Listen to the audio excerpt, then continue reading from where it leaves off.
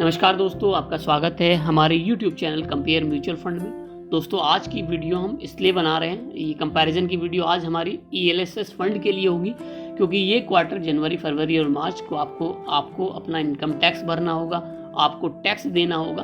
तो इसके लिए आपको, अगर आपका टैक्स इनकम टैक्स स्लैब से ज़्यादा है, जब आपको टैक्स भरना पड़े, तो आप 80C के तहत 1.5 लाख रुपए का टैक्स भी बचा सकते हैं। ये बात आप अच्छी तरह से जानते होंगे अगर आप नौकरी पेशा हैं। अगर आप उसके अलावा भी नौकरी पेशा भी नहीं हैं और आपकी इनकम तब भी आगे जा रही है, तब भी आप ELSS में कर सकते हैं। सबसे खास बात ELSS की होती है कि जनरली 80C के जो और इन्वेस्टमेंट ऑप्शन होते हैं, जैसे इंश्योरेंस होता है, टैक्स सेविंग FD होती है, इन सब के मुकाबले ELSS स्कीम आपको बहुत अच्छा रिटर्न देती है। म्यूचुअल फंड में निवेश के जरिए शेयर बाजार से भी टैक्स आप बचा सकते हैं और आपका जो रिटर्न रहेगा वो भी उन दोनों इंश्योरेंस और FD के मुकाबले कहीं ज़्यादा रहेगा। तो म्यूचुअल फंड की इक्विटी लिंक्ड सेविंग स्कीम को ELSS बोलते हैं। इस निवेश पर आपको धारा 80C के तहत 1.5 लाख रुपए तक का टैक्स डिडक्शन का फायदा मिलता है। ELSS पर बेहतर रिटर्न के साथ टैक्स सेविंग भी होती है, इसलिए ये आजकल काफ़ी ज़्यादा पॉपुलर हो गया है। काफ़ी ज़्यादा नौकरी पेशा वाले लोग या जिनको टैक्स भरते हैं, वो 80C में अगर इन्वेस्टमेंट करते हैं तो अब वो भी म्यूचुअल फंड में इन्वेस्टमेंट करने लगे हैं। तो दोस्तों, आज की वीडियो में हम कंपेयर करेंगे। मैंने आपके लिए टॉप 4 म्यूचुअल फंड ले आया हूँ, जो टॉप 4 हैं कैटेगरी में, ELSS कैटेगरी में। उन चारों का ही कंपैरिजन करके आपको बताऊंगा कि कौन सा फंड, किस फंड ने कितना अच्छा रिटर्न दिया है और लंबे समय में कौन सा फंड ज़्यादा बेहतर होगा आपके लिए। ये सब हम आज इस वीडियो में बात करने वाले हैं और हमेशा की तरह 6 टॉपिक्स पर बात करेंगे। फंड ओवरव्यू देखेंगे, रिटर्न देखेंगे, रिस्क मेजर, पोर्टफोलियो और लास्ट में हम फंड डिटेल्स और कैलकुलेट करके भी आपको बताएंगे कि टैक्स सेविंग के साथ साथ भी आप एक अच्छा फंड अपने लिए बना सकते हैं, शॉर्ट ड्यूरेशन में कहें या लॉन्ग ड्यूरेशन में कहें। आज हम कंपैरिजन करने वाले हैं क्वांट टैक्स प्लान का, Canara Robeco equity tax saver fund का, Kotak tax saver fund, Axis long term equity fund. चारों ही फंड शानदार रिटर्न दिया है, चारों ही शानदार फंड है। इन चारों के बारे में आज कंपैरिजन करेंगे। तो सबसे पहले हम बात करते हैं फंड ओवरव्यू की। फंड ओवरव्यू में भी सबसे पहले बात करते हैं NAV की। तो जहाँ क्वांट टैक्स प्लान का NAV 249 रुपये 17 पैसे, वहीं कैनरा रूबिको का 130 रुपये 59 पैसे, कोटक टैक्स सेवर का 84 रुपये 65 पैसे, वही एक्सिस लॉन्ग टर्म इक्विटी का 83 रुपये 46 पैसे है। सबसे जो मेन इंपॉर्टेंट है वो है VRO rating. Quant tax plan को 5 स्टार रेटिंग मिली है। 1 से लेकर 5 स्टार तक की रेटिंग होती है। जो फंड जितना अच्छा है उसको उतनी ज़्यादा रेटिंग, यानी मैक्सिमम रेटिंग मिली है। क्वांट टैक्स प्लान को 5 स्टार है। Canara Robeco equity tax saver fund को 5 स्टार रेटिंग है। कोटक टैक्स सेवर फंड को 4 स्टार है। Axis long term equity fund को भी 4 स्टार है। कैटेगरी, सब कैटेगरी दोनों की, चारों ही प्लान की सेम है। ELS इक्विटी है चारों ही प्लान की। फंड एज जो हमने लिया है कंपैरिजन करने, वो है 9 साल, यानी 9 ईयर पे हम कंपैरिजन करने, यानी 9 साल के बाद भी क्वांट और कैनरा की जो VRO रेटिंग है 5 स्टार है, यानी इन्होंने हर पैरामीटर्स पे अच्छे रिटर्न्स दिए हैं। और फंड साइज की बात करें तो क्वांट के पास 658 करोड़ रुपए का फंड है जो इन्वेस्ट है लोगों ने किया है। कैनरा रूबिको में 3098 करोड़ का है। कोटक में 2418 करोड़ रुपए, वहीं axis long term equity fund में 33,785 करोड़ रुपए लोगों ने अभी तक इसमें निवेश किए हैं। तो इन चारों के मुकाबले जहां जिन 2 फंड की रेटिंग 5 स्टार है उन पर कम निवेश है, लेकिन जिन 2 फंड की रेटिंग 4 स्टार है, क्योंकि उनके पास बैंक भी है अपना, तो वहाँ इन्वेस्टमेंट ज़्यादा किया है लोगों ने। एक्सिस लॉन्ग टर्म इन सभी के मुकाबले फंड साइज में काफ़ी ज़्यादा है, 33,785 करोड़ रुपए है। अब आइए देख लेते हैं, फंड साइज इतना ज़्यादा है और क्वांट का इतना कम है, उसके बावजूद भी अब हम रिटर्न के बाद देख लेते हैं कि रिटर्न कैसा रहा है इन चारों ही म्यूचुअल फंड का। 3 महीने की बात करें तो क्वांट का 2.81, कैनरा का 1.24, कोटक का 4.33, एक्सिस का माइनस के 4.58 है। 6 महीने की बात करें तो क्वांट का 16.97, कैनरा का 15.72, कोटक का 15.14, एक्सिस का 12.45 है। 1 साल की बात करें तो क्वांट का 59.59, कैनरा का 34.51, कोटक का 35.76, एक्सिस का 26.31 है। 3 साल की बात करें तो क्वांट का 38.74, कैनरा का 27.07, कोटक का 24.1, एक्सिस का 23.61 है। वहीं 5 सालों की बात करें तो क्वांट का 27.91, कैनरा का 22.25, कोटक का 19.03, वहीं एक्सिस का 20.08 है। वहीं अगर आप ऑल टाइम रिटर्न की बात करें तो क्वांट का 22.76, कैनरा का 17.64 है, कोटक का 17.03 है, वहीं एक्सिस का 20.89% का रिटर्न आपको दिया है। अगर आप रिटर्न वाइज भी कंपेयर करके देखें तो क्वांट ने शॉर्ट ड्यूरेशन से लेकर लॉन्ग ड्यूरेशन यानी ऑल टाइम तक भी सबसे अच्छे रिटर्न दिए हैं इन तीनों फंड म्यूचुअल फंड्स के मुकाबले। एक्सिस भी लगभग उसके बराबर ही है। कैनरा रूबेको और कोटक आपस में अगर हम देखें तो इन दोनों फंड का आपस में रिटर्न लगभग सेम सा ही रहा है, लेकिन इन दोनों क्वांट और एक्सिस के मुकाबले इनका रिटर्न कम रहा है। तो हम रिटर्न वाइज कंपेयर करें तो क्वांट और एक्सिस ज़्यादा अच्छे म्यूचुअल फंड नज़र आ रहे हैं कैनरा और कोटक के मुकाबले। म्यूचुअल फंड में एक सबसे इंपॉर्टेंट फैक्टर होता है रिस्क मेजर। रिस्क मेजर्स के बिना आप देखिए म्यूचुअल फंड में को अच्छे से समझ नहीं सकते कि कौन सा म्यूचुअल फंड कितना अच्छा है। तो उसमें सबसे इंपॉर्टेंट जो होता है अल्फा हमें बताता है हर म्यूचुअल फंड का एक बेंचमार्क इंडेक्स होता है, उसके मुकाबले उसका रिटर्न कितना रहा। तो क्वांट का 14.75, कैनरा का 6.67, कोटक का 2.94, एक्सिस का 3.06। यानी जितना पैसा निवेश कर रहा है जो भी म्यूचुअल फंड उसके मुकाबले उस इंडेक्स के मुकाबले वो कितना रिटर्न जनरेट कर रहा है, ये हमें अल्फा बताता है।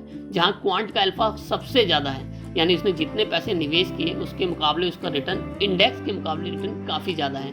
वहीं उससे कम कैनरा रूबेको का है, उससे कम कोटक का है, उससे कम एक्सिस का है और उसके लास्ट में उसके बाद है कोटक का।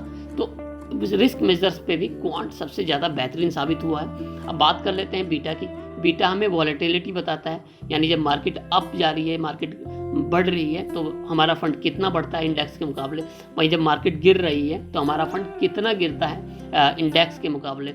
ये सबसे इंपॉर्टेंट फैक्टर होता है। अगर मार्केट 20% गिर गई है, अगर हमारा फंड 15% गिरता है तो हमारा फंड बहुत अच्छा है। वही मार्केट अगर 20% बढ़ती है और हमारा फंड 25% बढ़ जाता है तो हमारा प्लान म्यूचुअल फंड बहुत अच्छा है। तो क्वांट का 0.97 है, कैनरा रूबेको का 0.87 है, वहीं कोटक टैक्स सेवर फंड 0.92 है, axis long term equity fund 0.87 है।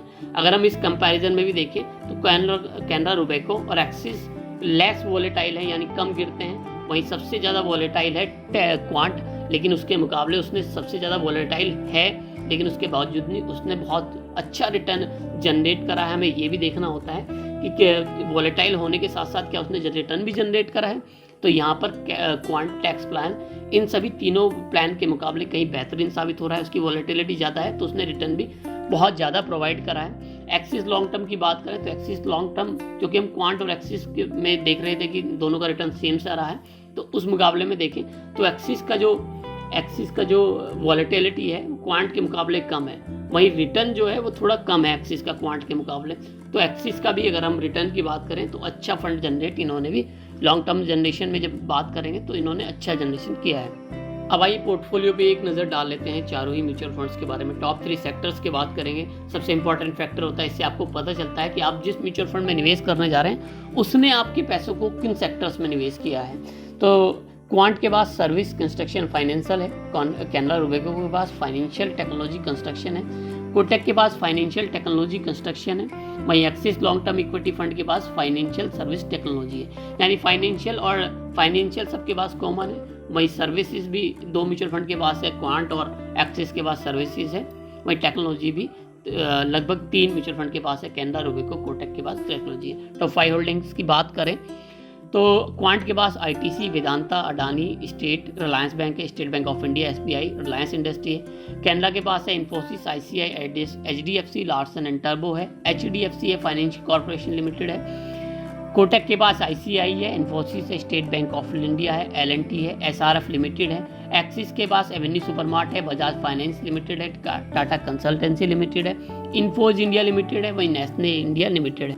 तो यहाँ मात्र एक axis long term equity fund है जिसने अपने टॉप 5 होल्डिंग्स में किसी भी बैंक के स्टॉक को परचेज नहीं किया हुआ है। और वहीं क्वांट टैक्स प्लान ने, जो काफ़ी फेमस बैंक है एचडीएफसी, आईसीआई, जिन्होंने अच्छा रिटर्न्स भी दिया है अपने स्टॉक्स में, उसको भी क्वांट ने टॉप 5 में नहीं रखा हुआ है। स्टेट बैंक ऑफ इंडिया को टॉप 5 में रखा है क्योंकि सारे ही प्लान इक्विटी बेस्ड है। तो इक्विटी में मैक्सिमम इन्होंने निवेश किया है। क्वांट का 97.79%, कैनरा का 95.14%, कोटक का 97.27%, वहीं एक्सिस ने 98.13% इक्विटी में 1.94% इनका डेप्ट में भी निवेश किया हुआ है।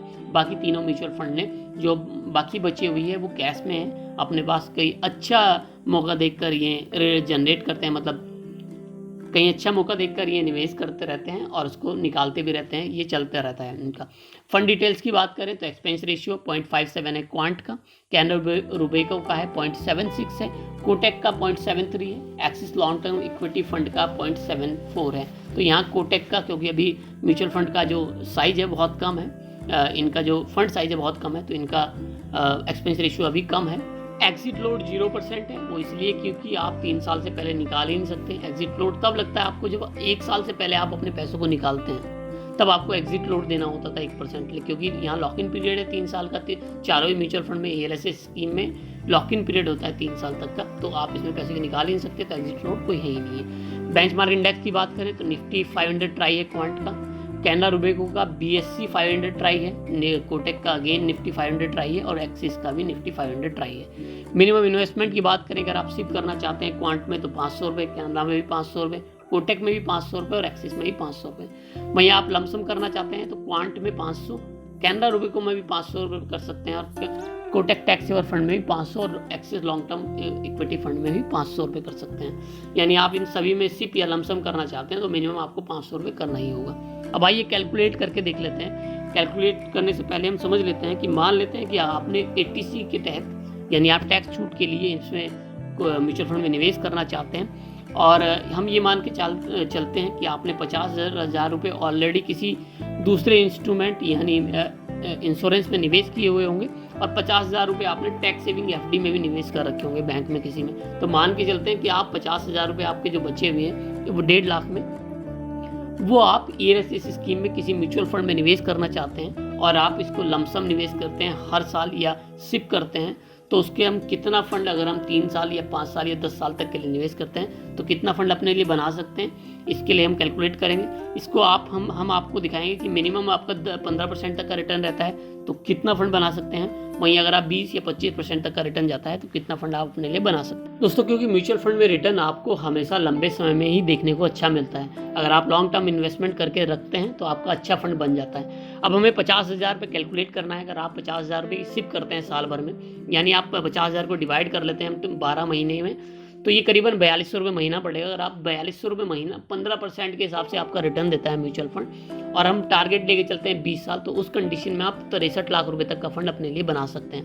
अगर यही रिटर्न 15% से बढ़कर 20% हो जाए तो उस कंडीशन में आपका जो रिटर्न है, मतलब टोटल वैल्यू हो जाएगी वो करीबन 1,32,00,000 रुपये हो जाएगी। इस कंडीशन में कि आप 20 सालों तक 4200 रुपये की सिप करते रहें, यानी 50,000 रुपये किसी ELSS स्कीम में निवेश करके रखते हैं और वो 20% का आपको रिटर्न देता है 20 सालों में, तो लगभग 1,32,00,000 रुपये तक का फंड आप अपने लिए बना सकते हैं। ये कोई बड़ी बात नहीं कि आपको 20% तक का रिटर्न नहीं देखने को मिले, मैंने आपको दिखाया ही। 9 सालों तक क्वांट ने और एक्सिस ने दोनों ने ही 20% तक का रिटर्न दिया है। अगर आप 9 साल या 10 साल का भी देखें तो 20% का रिटर्न आपको ऑलरेडी मिल चुका है, दे चुके हैं। फ्यूचर में दें इसकी कोई गारंटी नहीं है, पर एक कैलकुलेशन है, मैंने आपको 15% पे भी दिखा दी है और 20% पे भी दिखा दी है। अब लमसम की बात करें, अगर हम लमसम जमा करें, जो हमने पहले सिप ना करके हम लमसम जमा करते हैं एक साथ ही 50,000 रुपये साल में एक बार जमा कर दिए हमने उस साल के, तो वही रिटर्न अगर उसका भी 15% रहता है, अगर हम 15% मान के चलते हैं कि भाई 15% का एवरेज मान के चलते हैं, तो भी आप 20 सालों में 50,000 के 8,18,337 रुपये बना सकते हैं। वही यही रिटर्न अगर आपका 20% तक का रहा तो आपका जो लमसम होगा यानी 50,000 रुपये लगभग 19,16,880 रुपये बन जाएंगे 20 सालों में। ये लमसम केवल 1 साल के लिए आपने जमा किया है, केवल इसी साल आप टैक्स बचा सकते हैं। आपको नेक्स्ट ईयर फिर से आपको कोई लमसम करना होगा या सिप करना होगा, जो भी प्लानिंग आप कर सकते हैं। तो अगर आप 50,000 पे कोई प्लानिंग कर रहे हैं इस साल निवेश करने की, तो यही इन चारों फंड में दोनों चारों ही शानदार प्लान है।